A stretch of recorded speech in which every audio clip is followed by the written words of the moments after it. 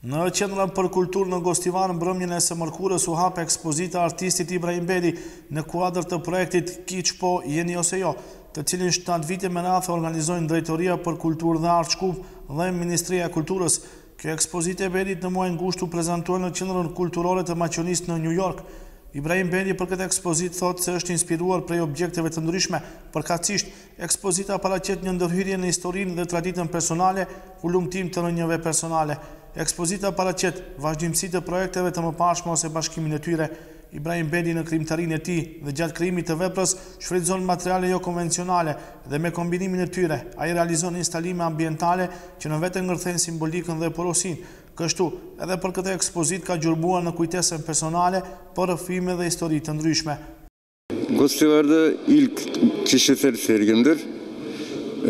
Gostivar seyircisine 25 desen ve 10 objeyle katıldım. Kağıt üzerine karışık teknikle sergi yaptım.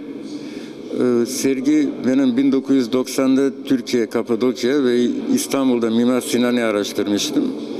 Ve oradan esinlendim ve oradaki düşünceleri, oradaki gördüğüm sanat eserlerini, ister olsun mimariden, ister olsun resimden, ister olsun minyatürden, ben de kendime göre onları benim sanatımda aktardım. Yani kağıt üzerine karışık teknik, bir de Ebru sanatından da bir bölüm var.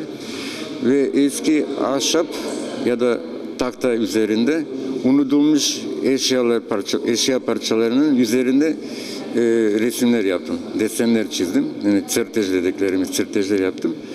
Ve bu mekanda bu sergi bundan evvel Kavadarcı'da, şimdi Gostivar'da ve her gittiği yerde düzenini değiştiriyor. Farklı şekilde bir düzen yapılıyor.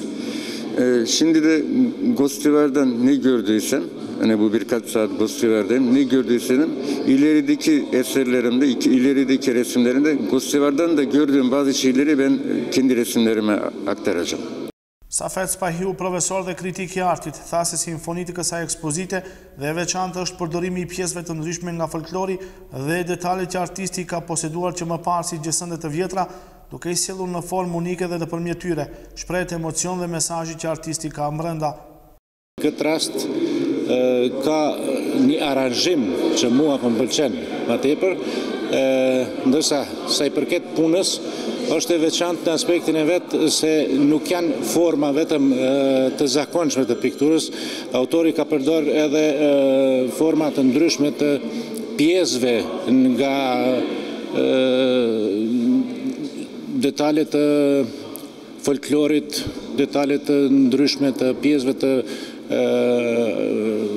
gjërave që I ka pas në shtëpi, të cilat I ka shndruar në një formë artistike dhe I ka dhënë një dimenzion kësisht tjetër në aranzhimin e asaj. Pra shohim edhe gjysmëharëse të tilla të prezantuara që krijojnë një përshtypje të një formimit më tepër si instalacion sesa një pikturë. Bedi është edhe profesor në Fakultetin e Arteve në Shkup dhe si krijues ndallohet mjaft në punën e tij.